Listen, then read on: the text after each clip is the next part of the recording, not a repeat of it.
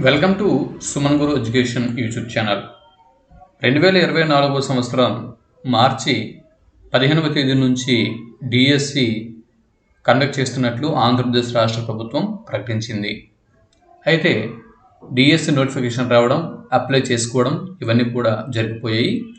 మన ముందు ఇంకా 15 రోజులు సమయం మాత్రమే ఉన్నది. అయితే ముఖ్యంగా తెలుగు టీజీటీ పోస్టులని నేను దృష్టిలో పెట్టుకుని సిలబస్ని ఫ్రేమ్ చేసి ఇస్తున్నాను. టీజీటీని ప్రధానంగా దృష్టిలో పెట్టుకుంటున్నాను. ఎందుకంటే రాష్ట్ర వ్యాప్తంగా టీజీటీలో ఎక్కువ పోస్టులు ఉన్నాయి కాబట్టి ఎక్కువ మంది ఆస్పిరెంట్స్ ఫోకస్ చేసేది కూడా టీజీటీ మీదే ఫోకస్ చేస్తారు. దాని తర్వాత పీజీటీ, స్కూల్ అసిస్టెంట్ అవి తర్వాత ప్రయారిటీ ఇస్తారు. కాబట్టి టీజీటీని ముందుగా అందుకోవడానికి ప్రయత్నం చేద్దాం. దీన్ని దీన్ని ప్రాధాన్యత ఇస్తూ ఇంకా చెప్పినట్టు మిగిలినటువంటి అంశాలను కూడా చూద్దాం. అయితే ఇటీవల కాలంలో యూజీసీ నెట్ నుంచి, అలాగే ఏపీ సెట్ నుంచి, తర్వాత ఏపీపీఎస్సి గ్రూప్స్ అవ్వచ్చు, ఇలా అన్ని పోటీ పరీక్షల యొక్క ప్యాటర్న్ పూర్తిగా మారిపోయిందండి. లెంగ్తీ క్వశ్చన్స్ అనేవి ఇస్తున్నారు. ఇంతకుముందు ఒక ప్రశ్న ఇచ్చి సింపుల్గా ఒక 4 ఆప్షన్లు పడేసేవాళ్ళు. సో ఆ విధానంకి స్వస్తి పలికి మ్యాచ్ ద ఫాలోయింగ్ రూపంలోను, అలాగే నిర్దేశము మరియు హేతువు అన్న రూపంలోను, అలాగే క్రింది వాటిలో సరైనవేవి సరికానివేవి అన్న విధానంలోను, మ్యాచ్ ద ఫాలోయింగ్ రూపంలోను, ఇలా అనేక విధాలుగా మనకు ప్రశ్నల్ని ఫ్రేమ్ చేసి లెంగ్తీ క్వశ్చన్స్ని ఇస్తున్నారు. కాబట్టి ఇటువంటి తరుణంలో మనం దానికి అనుగుణంగా మన ప్రిపరేషన్ని కొనసాగిస్తూ ముందుకు వెళ్లాల్సి ఉంటుంది. అయితే సమయం అనేది 15 రోజులు ఉంది అని చాలామంది అనుకోవచ్చు. కానీ ఇక్కడ మనం ఒక విషయం గమనించాలి. రాష్ట్ర వ్యాప్తంగా అందరు అభ్యర్థులు కూడా ఆ 15 రోజులే సమయం అనేది ఇక్కడ మనం మర్చిపోకూడదు. నాకే కాదు, మీకే కాదు, రాష్ట్రంలో ఉన్న ప్రతి ఒక్క అభ్యర్థి కూడా ఈ 15 రోజులే సమయం ఉంది. కాబట్టి మిత్రులకి నేను ఇచ్చే చివరి సలహా అదే ఒక్క చిన్న సలహా ఇచ్చి కంటెంట్ ప్రారంభిస్తున్నాను. కాంపిటేటివ్ ఎగ్జామ్స్కి ప్రిపేర్ అయ్యేవారు సంవత్సరం పొడవునా ప్రిపేర్ అవుతూనే ఉండాలి. ఏ ఒక్కరోజు కూడా మనం సమయం వృధా చేయకుండా సంవత్సరం అంతా కూడా లాంగ్ టర్మ్లో ప్రిపరేషన్ కొనసాగిస్తూ ఉండాలి. అప్పుడే పోటీ పరీక్షల్లో విజేతలుగా నిలవడానికి అవకాశం ఉంటుంది. నోటిఫికేషన్ పడినప్పుడు చదువుదామంటే ఇలానే ఉంటుంది. ఇప్పుడు నోటిఫికేషన్ వచ్చిన తర్వాత ప్రిపరేషన్ స్టార్ట్ చేసిన వాళ్ళు లాంగ్ టర్మ్ ప్రిపరేషన్లో ఉన్న వాళ్ళతో పోలిస్తే కాస్త కష్టపడాల్సి వస్తుంది కదా. కాబట్టి మన సుమన్ గురు ఎడ్యుకేషన్ యూట్యూబ్ ఛానల్లో నిరంతరం తెలుగు కంటెంట్ నడుస్తూనే ఉన్నది. ఏదో ఒక కంటెంట్ అప్లోడ్ చేస్తూనే ఉంటాను. వాటిని రెగ్యులర్గా ఫాలో అయ్యే వారికి ఈ ఎగ్జామ్స్ అనేవి పెద్ద కష్టము అనిపించవు. ఒకసారి రివిజన్ చేసుకుంటే సరిపోతుంది ఇంతకుముందు చదివినవి.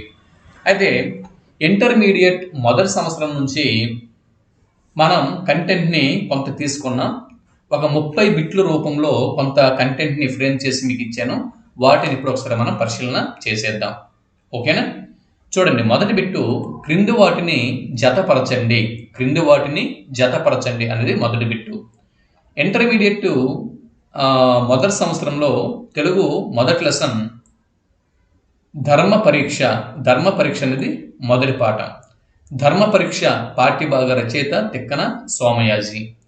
తెన్నని ముగ్ధభక్తి పాఠ్యభాగ రచయిత ధూర్జటి. నందీశ్వరుని శాపము పాఠ్యభాగ రచయిత కంకటి పాపరాజు. శ్మశానవాటి పాఠ్యభాగ రచయిత గుర్రం జాషువా. ఇంటర్మీడియట్ మొదటి సంవత్సరంలో ఏమేం పాఠ్యాంశాలు ఉన్నాయి, ఆ పాఠ్యాంశాలకు సంబంధించిన రచయితలు, కవులు ఎవరు అన్నది ఇక్కడ మ్యాచ్ ద ఫాలోయింగ్ రూపంలో అందిస్తూ వచ్చాను. ఇవి ధర్మ పరీక్ష తిక్కన సోమయాజి, తిన్నని ముగ్ధభక్తి ఈ పాఠ్యభాగ రచయిత ధూర్జటి, నందీశ్వరుని శాపము కంకటి పాపరాజు, శ్మశానవాటి గుర్రం జాషువా. ఓకే, దాని తర్వాత రెండవ బిట్టు చూడండి. ఇది కూడా ఆయా పాఠ్యాంశాలు వాటి రచయితల్ని మ్యాచ్ ద ఫాలోయింగ్ రూపంలో ఇచ్చాను. చేయెత్తి జైకొట్టు తెలుగోడ అన్న పాఠ్యభాగ రచయిత వేములపల్లి శ్రీకృష్ణ గారు. వేములపల్లి శ్రీకృష్ణ. చేయెత్తి జైకొట్టు తెలుగోడ పాఠ్యభాగ రచయిత వేములపల్లి శ్రీకృష్ణ. కపాల మోక్షం పాఠ్యభాగ రచయిత శ్రీరంగం నారాయణ బాబు. కపాల మోక్షం పాఠ్యభాగ రచయిత శ్రీరంగం నారాయణ బాబు. హాస్యము పాఠ్యభాగ రచయిత మునిమాణిక్యం నరసింహారావు గారు. హాస్యము పాఠ్యభాగ రచయిత మునిమాణిక్యం నరసింహారావు గారు. అప్పుడు పుట్టి ఉంటే పాఠ్యభాగ రచయిత దేవులపల్లి వెంకట కృష్ణ శాస్త్రి.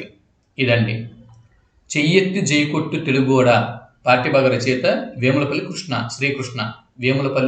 శ్రీకృష్ణ. కపాల మోక్షం శ్రీరంగం నారాయణ బాబు. హాస్యము మునిమాణిక్యం నరసింహారావు. అవునా? ఇక్కడ అప్పుడు పుట్టి ఉంటే దేవులపల్లి వెంకట కృష్ణ శాస్త్రి. ఓకే, ఇక్కడ తర్వాత చూడండి, మళ్ళీ పాఠ్యాంశాలు వాటి రచయితల్ని మళ్ళీ మ్యాచ్ ద ఫాలోయింగ్ రూపంలో అడిగాను. మహిళోద్యమ జనకుడు కందుకూరి. ఈ పాఠ్యభాగ రచయిత మల్లాది సుబ్బమ్మ. ఓకే, నేను ఇక్కడ మ్యాచ్ ద ఫాలోయింగ్ రూపంలో ఇచ్చాను ఈజీగా గుర్తుపెట్టుకోవడం కోసం. సో బిట్టు ఇక్కడ ఏకవాక్యం రూపంలో ఇవ్వచ్చు, మ్యాచ్ ద ఫాలోయింగ్ రూపంలో ఇవ్వచ్చు. బిట్టు అలా వచ్చినా కూడా వీటిని బాగా కంఠస్థ పెట్టండి. కలవారి కోడలు కలికి కామాక్షి. రచయిత ఎస్వి భుజంగరాయ శర్మ. గాన సుధాకరుడు మంగళంపల్లి. పాఠ్యభాగ రచయిత కొడవటి గంటి కుటుంబరావు గారు. మాట తీరు పాఠ్యభాగ రచయిత యార్లగడ్డ బాలగంగాధర్రావు.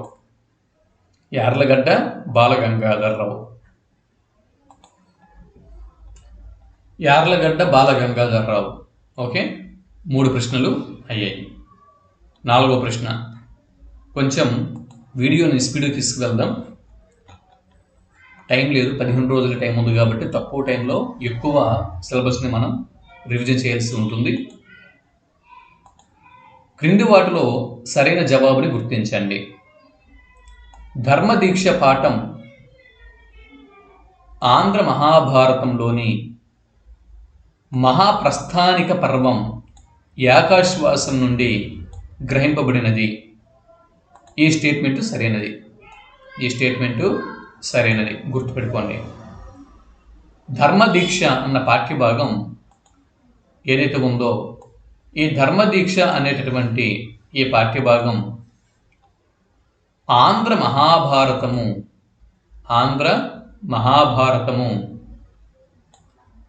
మహాభారతంలోని మహాప్రస్థానిక పర్వము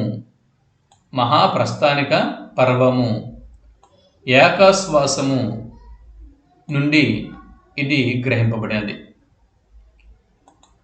ఇకపోతే తిక్కన యజ్ఞం చెయ్యటం వల్ల సోమయాజి అయ్యాడు.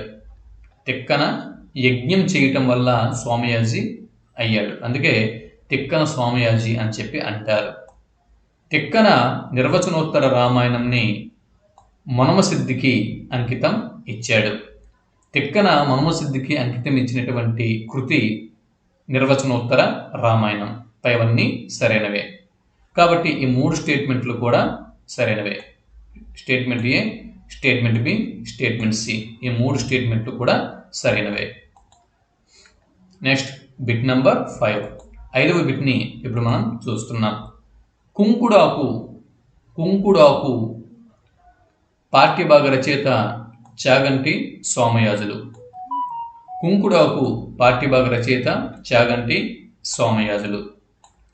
అంపకం పాఠ్యభాగ రచయిత సత్యం శంకరమంచి. ఇవి ఉపవాచకం అండి. ఇవి ఉపవాచకంలోని పార్ట్ అన్నమాట. కుంకుడాకు చాగంటి సోమయాజులు.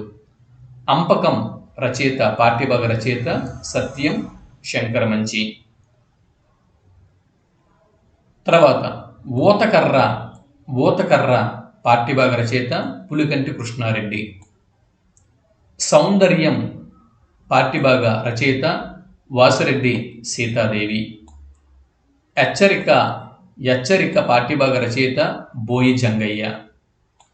దహేజ్ దహేజ్ పాఠ్యభాగ రచయిత శశిశ్రీ.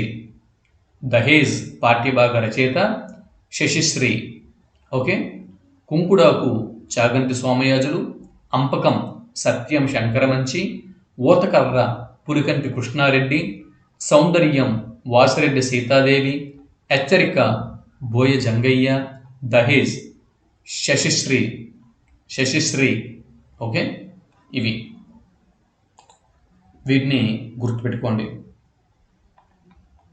తర్వాత క్రింది వాటిలో సరైన జవాబుని గుర్తించండి. ఇక్కడ శశిశ్రీ అనేది షేక్ బెపారి రెహమతుల్లా. షేక్ బెపారి రెహమతుల్లా గారి కలం పేరు. ఇక్కడ రెహమతుల్లా, కనీసం రెహమతుల్లా అని పేరైనా కూడా గుర్తుపెట్టుకోండి. రెహమతుల్లా గారి కలం పేరు శశిశ్రీ. ఓకే. శశిశ్రీ. రెహమతుల్లా గారి కలం పేరు శశిశ్రీ. ఈ స్టేట్మెంటు సరైనది. ఇకపోతే తర్వాత స్టేట్మెంట్ని చూద్దాం. శశిశ్రీ ఇతడు కడప జిల్లాకు చెందినటువంటి, కడప జిల్లాలోని సిద్ధవటం అన్న గ్రామానికి చెందినవాడు. కడప జిల్లాలోని సిద్ధవటంకు చెందినవాడు శశిశ్రీ గారు. అలాగే దహేజ్ అనగా బహుమతి అని అర్థం. ఈ 3 స్టేట్మెంట్లు కూడా సరైనవే కాబట్టి పైవన్నీ సరైనవే. బిట్ నెంబర్ 7, 7వ బిట్ని ఇప్పుడు మనం చూస్తున్నాం. సాహిత్య నేత్రం అన్న పత్రికకు సంపాదకత్వం వహించిన వారు క్రింది వారిలో ఎవరు? గుర్తించండి. జవాబు శశిశ్రీ. సాహిత్య నేత్రం అన్న పత్రికకు సంపాదకత్వం వహించిన వారు ఎవరు అని ఈ విధంగా కనుక ఎగ్జామ్లో మనకి బిట్ వస్తే శశిశ్రీ అని జవాబు గుర్తించాల్సి ఉంటుంది. బిట్ నెంబర్ 8, శశిశ్రీ గారు ఇతని యొక్క రచనలను మరియు వాటి ప్రక్రియలను జతపరచండి. శశిశ్రీ గారు చేసినటువంటి రచనలు వాటి యొక్క ప్రక్రియలతో జతపరచండి అన్నది ఇక్కడ బిట్టు. చూడండి. పల్లవి మరియు శబ్దానికి స్వాగతం, ఈ 2 రచనలు శశిశ్రీ గారి వచన కావ్యాలు అని మనం గుర్తుపెట్టుకోవాల్సి ఉంటుంది. ఇలాగా రేపొద్దున మనకి మ్యాచ్ ద ఫాలోయింగ్ రూపంలో ఇలాగ ప్రశ్న రావడానికి అవకాశం ఉంది. ఎగ్జామ్ టైట్ చేయాలన్నప్పుడు ఈ విధమైన ప్రశ్నలు ఇస్తాడు. పల్లవి వచన కావ్యం, శబ్దానికి స్వాగతం వచన కావ్యం, సీమగీతం పద్యకావ్యం. సీమగీతం అనేది పద్యకావ్యం. మనకు తెలియని కడప చారిత్రక కావ్యం.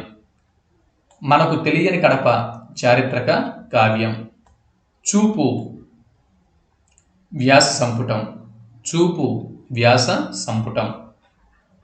పల్లవి వచన కావ్యము, శబ్దానికి స్వాగతం వచన కావ్యము, సీమగీతం పద్యకావ్యము, మనకు తెలియని కడప చారిత్రక కావ్యము, చూపు వ్యాస సంపుటం. Next 9వ bit. జేబులో సూర్యుడు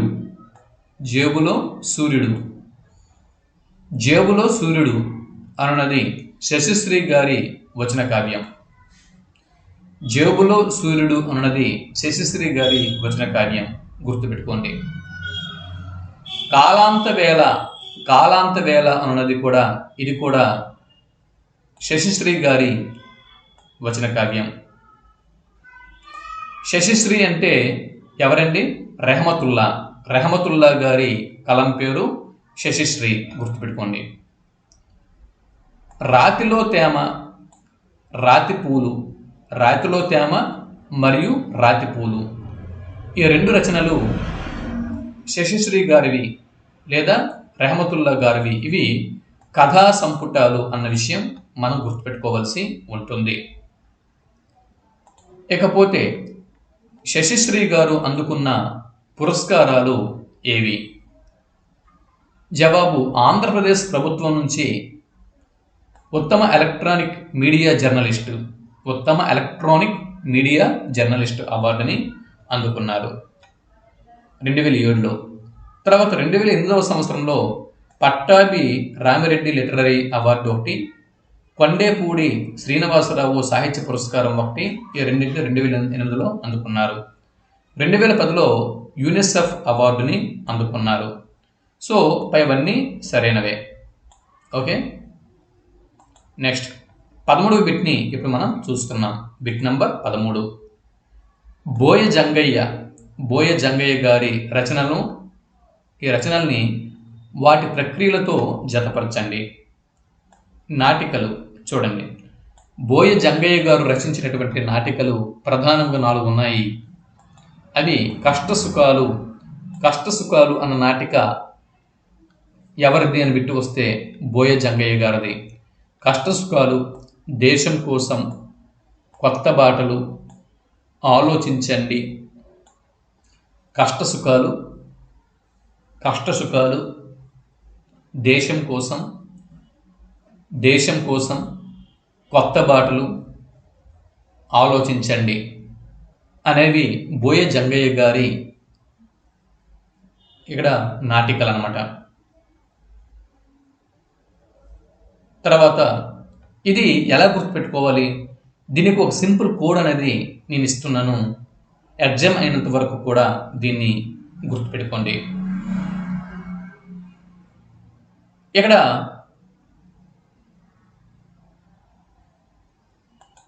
బోయ జంగయ్య గారు కష్టసుఖాలని ఆలోచించి ఈ దేశం కోసం కొత్త బాటలు వేశారు అనే ఒక కోడ్ అనేది ఇక్కడ రాసుకోండి. బోయ జంగయ్య గారు కష్టసుఖాలని ఆలోచించి ఈ దేశం కోసం కొత్త బాటలు వేశారు. సో ఇలా మీరు ఒక కోడ్ ఉంచుకుంటే, ఒక కోడ్ రాసుకుంటే ఇవి నాటికలు అని మీకు ఇక్కడ గుర్తుండిపోతాయి. ఇక్కడ చూడండి, లేదా ఇలా కూడా మనం గుర్తుపెట్టుకోవచ్చు. కష్టసుఖాలని ఆలోచించి దేశం కోసం కొత్త బాటలు నిర్మించి వాటిని నాటికల రూపంలో ప్రదర్శించారు. ఎవరు? బోయ జంగయ్య. ఓకే, కష్టసుఖాలని ఆలోచించి దేశం కోసం కొత్త బాటలు నిర్మించి వాటిని నాటికలుగా ప్రదర్శించి లేదా నాటికలుగా రచించారు. కష్టసుఖాలు ఆలోచించి దేశం కోసం కొత్త బాటలు నిర్మించి నాటికలు రచించారు బోయ జంగయ్య గారు. ఇకపోతే కథా సంకలనాలు లోకం, గొర్రెలు, హెచ్చరిక, దున్న, రంగులు, చీమలు, తెలంగాణ వ్యతలు అనేవి కథా సంకలనాలు. మరి ఇన్ని కథా సంకలనాల్ని మళ్ళీ ఎలా గుర్తుపెట్టుకోవాలి? దీనికి ఏమైనా కోడ్ ఉందా చూద్దాం. బోయ జంగయ్య గారి కథా సంకలనాలు వీటిని ఎలా గుర్తుపెట్టుకోవాలంటే, బోయ జంగయ్య గారి కథా సంకలనాలలోని విషయాలు ఏంటి అంటే, గొర్రెలు, దున్నలు, రంగురంగుల చీమలు,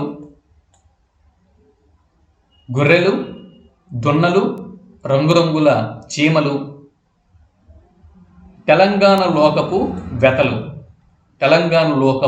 వ్యతలు మరియు హెచ్చరిక. ఇవి బోయ జంగయ్య గారి రచనలోని బోయ జంగయ్య గారి కథా సంకలనాల్లోని అంశాలు. చూడండి, బోయ జంగయ్య గారి కథా సంకలనాల్ని మనం ఎలా గుర్తుపెట్టుకోగలం? బోయ జంగయ్య గారి కథా సంకలనాలలో కథలు ఏమిటి అంటే తెలంగాణ లోకంలోని వెతలు,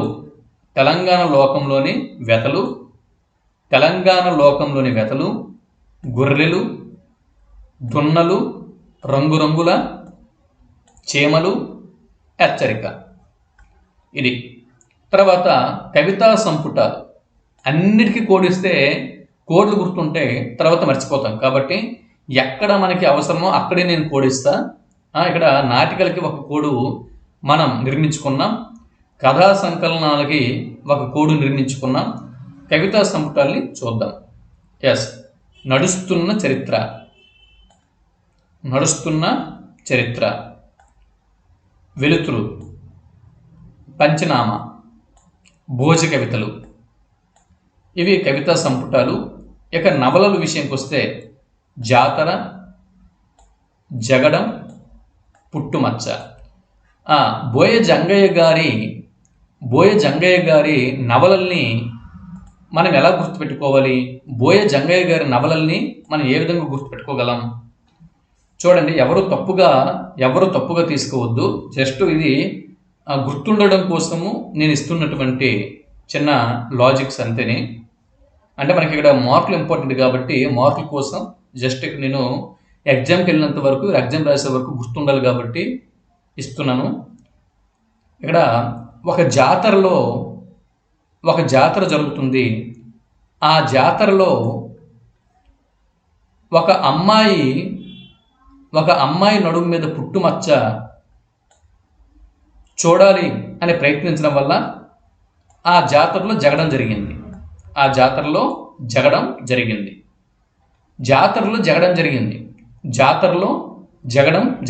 ఎందుకు జరిగింది? ఒక అమ్మాయి నడుము మీద పుట్టుమచ్చ చూసినందువల్ల. ఇది కోడు గుర్తుపెట్టుకోండి. ఒక అమ్మాయి నడుము మీద పుట్టుమచ్చ చూసినందువల్ల జాతరలో జగడం జరిగింది. ఇది బోయ జంగయ్య గారి నవలలు. సరే, ఇక 14వ బిట్ని ఇప్పుడు మనం చూస్తున్నాం. బోయ జంగయ్య గారికి గౌరవ డాక్టరేట్ను ప్రదానం చేసిన విశ్వవిద్యాలయం ఏది? జవాబు తెలుగు విశ్వవిద్యాలయం. 15వ బిట్టు, బోయ జంగయ్య గారి స్వస్థలం యాదాద్రి జిల్లాలోని పంతంగి గ్రామం. అయితే ఈయన నల్గొండ గ్రామానికి వలసపోయారు. 16వ బిట్టు, వాసిరెడ్డి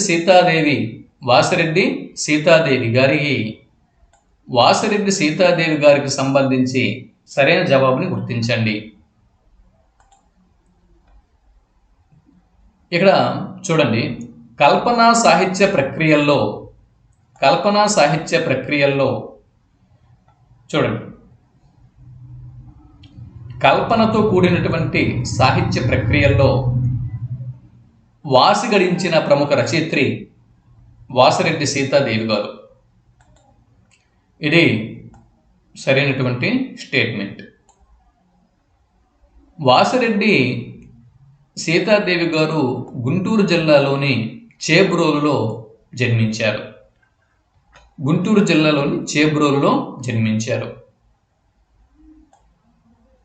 వాసిరెడ్డి సీతాదేవి గారు చూడండి, ఇక్కడ సాంబయ్య పెళ్ళి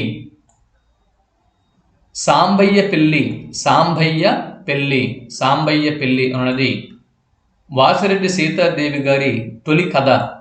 గుర్తుపెట్టుకోండి, వాసిరెడ్డి సీతాదేవి గారి తొలి కథ ఏది? కింది వాటిని గుర్తించండి అని బిట్టు వస్తే సాంబయ్య పెళ్ళి అని రాస్తారు.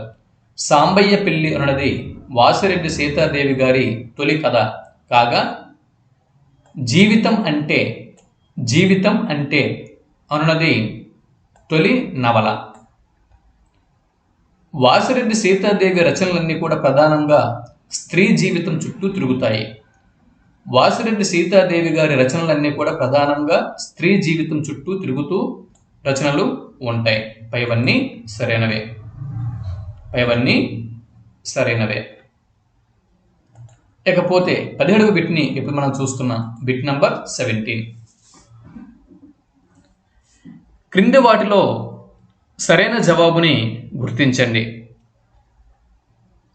రాయలసీమ జీవన వ్యతలను కథలుగా మలిచిన ప్రముఖ కథా రచయిత. చూడండి, రాయలసీమ జీవన వ్యతలు ఏవైతే ఉన్నాయో ఈ రాయలసీమ జీవన వ్యతలను కథలుగా మలిచినటువంటి ప్రముఖ కథా రచయిత పులికంటి కృష్ణారెడ్డి. మళ్ళీ చూడండి, రాయలసీమ జీవన వ్యతలను కథలుగా మలిచిన ప్రముఖ కథా రచయిత పులికంటి కృష్ణారెడ్డి. ఎస్, ఈ స్టేట్మెంటు సరైనది. పులికంటి వారు రాయలసీమ చిన్నోడుగా తనను తాను చెప్పుకున్నారు. బిట్టు స్ట్రైట్గా రావచ్చు. రాయలసీమ సిన్నోడుగా తనను తాను చెప్పుకున్న రచయిత కింది వారిలో ఎవరు గుర్తించండి అని బిట్టు వస్తే పులికంటి కృష్ణారెడ్డి అని జవాబు గుర్తించాల్సి ఉంటుంది. కాబట్టి ఆప్షన్ బి కూడా సరైన స్టేట్మెంట్. గూడు కోసం గువ్వలు అన్నది పులికంటి వారు రచించినటువంటి మొదటి కథ. పులికంటి కృష్ణారెడ్డి గారు రచించినటువంటి మొదటి కథ గూడు కోసం గువ్వలు. గుర్తుపెట్టుకోండి. సో ఆప్షన్ డి పైవన్నీ కూడా సరైన స్టేట్మెంట్లే. Bit number 18. ఇక 18వ బిట్ని ఇప్పుడు మనం చూద్దాం. మానవ జీవితంలోని సహజమైనటువంటి అనుభవాలను, అనుభూతులను ఉదాత్త కథలుగా మలచడంలో గొప్ప పనితనం ప్రదర్శించిన కథకుడు సత్యం శంకరమంచి. బిట్టు మనకు రావచ్చు. మానవ జీవితంలోని సహజమైన అనుభవాలను, అనుభూతులను ఉదాత్త కథలుగా మలచడంలో గొప్ప పనితనం ప్రదర్శించిన కథకుడు క్రింది వారిలో ఎవరు గుర్తించండి అని బిట్టు వస్తే సత్యం శంకరమంచి అని జవాబు గుర్తించాల్సి ఉంటుంది. మరి సత్యం శంకరమంచి గారికి గొప్ప కథకుడుగా పేరు తెచ్చిపెట్టినటువంటి కథలు అమరావతి కథలు.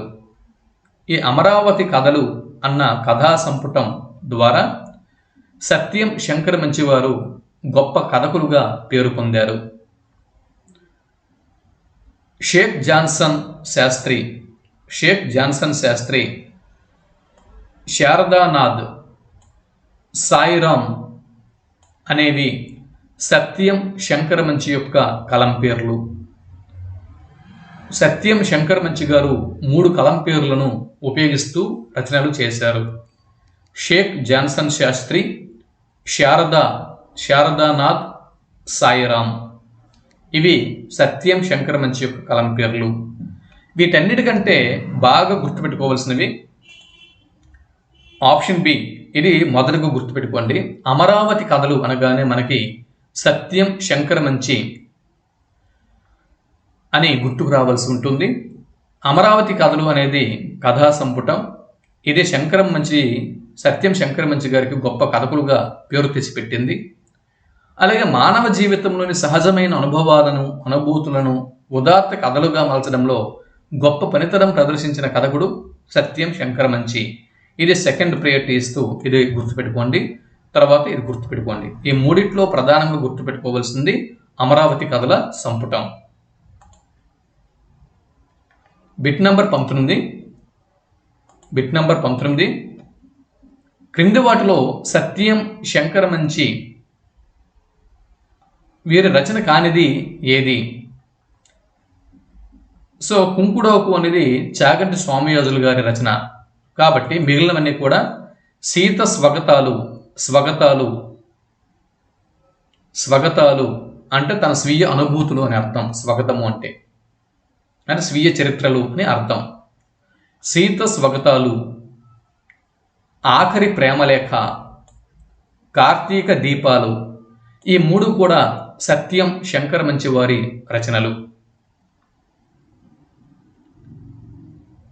ఎడారిలో కలువ పూలు అన్నది ఎవరి రచన? ఎడారిలో కలువ పువ్వులు. కలువ పువ్వులు సాధారణంగా చెరువుల్లో, తటాకాలలో, సాగరాలలో ఇవి పూస్తాయి. కానీ ఎడారిలో కలువ పువ్వులు పూస్తాయా? పూయవు. మరి ఎడారిలో కలువ పువ్వులు పూయించిన వాడు సత్యం శంకర మంచి గారు. అలా గుర్తుపెట్టుకోండి. ఎడారిలో కలువ పువ్వులు పొయ్యవు. కలువ పువ్వులు పొయ్యాలంటే చెరువులో, తటాకాలో లేకపోతే సాగరాలు కావాలి, అవునా? మరి అటువంటి చెరువులు, తటాకాలు కాకుండా ఎడారిలో కలువ పువ్వులు అవి అసాధ్యం. కానీ అవి ఒక్క సత్యం శంకర మంచి వారికి చెల్లింది. ఎడారిలో కలువ పువ్వులు పూయించిన వాడు సత్యం శంకర మంచి మాత్రమే. ఇలా గుర్తుపెట్టుకోండి.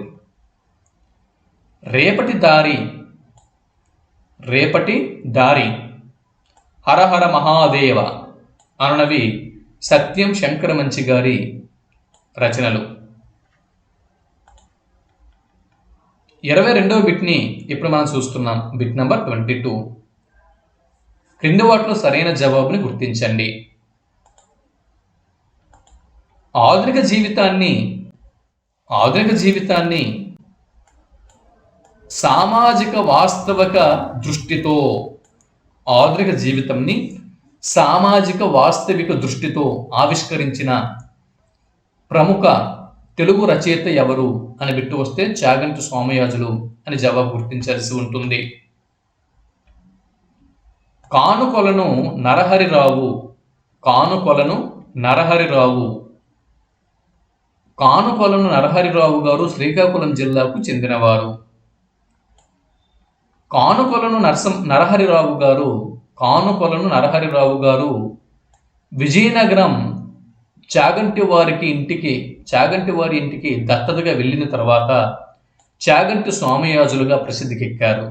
కాబట్టి చాగంటి సోమయాజులు శ్రీకాకుళం జిల్లాకు చెందినవారని, తర్వాత విజయనగరం జిల్లాకి దత్తతగా వెళ్ళిపోయాడని, చాగంటి సోమయాజులు గారి పూర్వనామము కానుకొలను నరహరిరావు గారు అని ఇక్కడ అభ్యర్థులు యాస్పిరెంట్స్ గుర్తుపెట్టుకోవాల్సిన అవసరం ఉన్నది.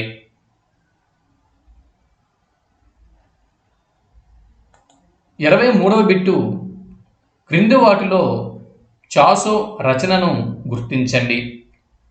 చిన్నాజీ, ఇది చాసో గారి రచన. వాయులీనం, ఇది కూడా చాసో గారి రచన. చాసో మీన్ చాగంటి సోమయాజులు. బొండు మల్లెలు, ఇది కూడా చాసో గారి రచన. ఈ మూడు కూడా చాగంటి సోమయాజులు గారి రచనలు. సో అన్నీ సరైనవే. చాగంటి సోమయాజులు చాగంటి తులసమ్మ బాపి రోజుల ఇంటికి దత్తతగా వెళ్ళిపోయారు. చూడండి, చాగంటి సోమయాజులు గారు చాగంటి తులసమ్మ దత్తతగా తీసుకుంది కాబట్టి, చాగంటి బాపరాజు గారు దత్తతగా తీసుకున్నారు కాబట్టి కానుకొలను వారు కాస్త చాగంటి వారు అయిపోయారు. పేరు మారిపోయింది, ఇంటి పేరు మారిపోయింది. 25వ బిట్ని ఇప్పుడు మనం చూస్తున్నాం.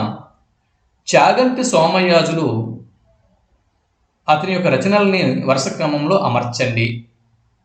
వరుస క్రమంలో చిన్నాజీ మొదటి రచన, కర్మ సిద్ధాంతం తర్వాత రచన, బొండు మల్లెలు, ఇక్కడ అక్షర దోషం పడిందండి, బొందు కాదు బొండు, బొండు మల్లెలు, ఎందుకు పారేస్తాను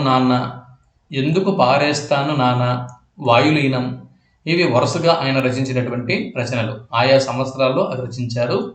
చూసుకోండి ఒకసారి. 26వ బిట్టు, వీరు రాసిన కథలు రాశిలో తక్కువైనా వాసిలో ఎక్కువ అని ఇలా బిట్టడిగితే జవాబుగా మనం చాగంటి సోమయాజులు అని గుర్తించాల్సి ఉంటుంది.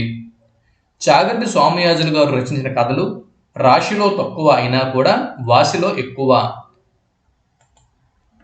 27వ బిట్టు, చాగంటి సోమయాజులకు సంబంధించి సరైన జవాబు ఏది? తొలితరం తెలుగు కథకుల్లో ప్రముఖులు చాగంటి సోమయాజులు, ఇది సరైన స్టేట్మెంటే. చాగంటి సోమయాజులు గారు రచించినటువంటి తొలి కథ చిన్నాజీ. ఇది చాగంటి వారు తన జీవితంలో మొదటిసారిగా రచించినటువంటి తొలి కథ చిన్నాజీ. దీని మీద బిట్ రావడానికి అవకాశం ఉంది. చాసో జీవితాంతం అభ్యుదయవాదిగా జీవించాడు. చాగంటి సోమయాజులు ఇతను అభ్యుదయవాది అన్న విషయం మనం గుర్తుపెట్టుకోవాల్సి ఉంటుంది. ప్రముఖ అభ్యుదయవాది. ఓకే, పైవన్నీ సరైనవే. 28వ బిట్టు, తన మరణం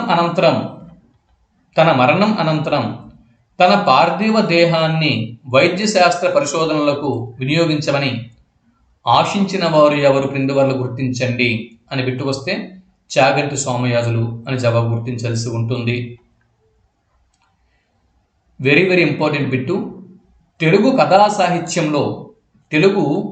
సాహిత్యంలో తొలిసారిగా మార్క్సిజం, తెలుగు కథా సాహిత్యంలో చూడండి, నవలా సాహిత్యం కాదు, తర్వాత అంటే వివిధ రకాల సాహిత్యాలు ఉన్నాయి, ఇందులో కథా సాహిత్యం అనే విషయం మనం గుర్తుపెట్టుకోవాల్సి ఉంటుంది. తెలుగు కథా సాహిత్యంలో మార్క్సిజంని తొలిసారిగా ప్రవేశపెట్టిన వారు ఎవరు అని బిట్టు వస్తే చాగంటి సోమయాజులు అని జవాబు గుర్తించాల్సి ఉంటుంది. బిట్ నెంబర్ 30, నామ విజ్ఞానంపై ప్రత్యేక అధ్యయనం చేసిన వారు, క్రింది వారు ఎవరు గుర్తించండి అని బిట్టు వస్తే చాగంటి సోమయాజులు అని జవాబు గుర్తించాల్సి ఉంటుంది. సారీ ఇక్కడ బిట్టు తప్పించానండి. ఇక్కడ బిట్టు కరెక్షన్ చేసుకోండి. మళ్ళీ చెప్తున్నాను, బిట్టు కరెక్షన్ చేసుకోండి. నామ విజ్ఞానంపై ప్రత్యేక అధ్యయనం చేసిన వారు యార్లగడ్డ బాలగంగాధర్రావు. ఆప్షన్ సి సరైనది. ఆప్షన్ సి కరెక్షన్ చేసుకోండి. యార్లగడ్డ బాలగంగాధర్రావు నామ విజ్ఞానంపై ప్రత్యేక అధ్యయనం చేశారు. ఇది 30వ బిట్టు సరైనటువంటి జవాబు. ఓకే, సరే. అయితే ఈ 30 బిట్లను మరొకసారి మీరు రివిజన్ చేస్తూ ఉండండి. ఒకసారి మొదటి నుంచి ఒకసారి మళ్ళీ మీరు రివిజన్ చేస్తూ ఉండండి. 30 బిట్లు ఈలోపు మరో వీడియోతో దీనికి కంటిన్యూషన్ మరో వీడియోలో నేను మీకు అందిస్తాను. అంతవరకు సెలవు. నమస్తే.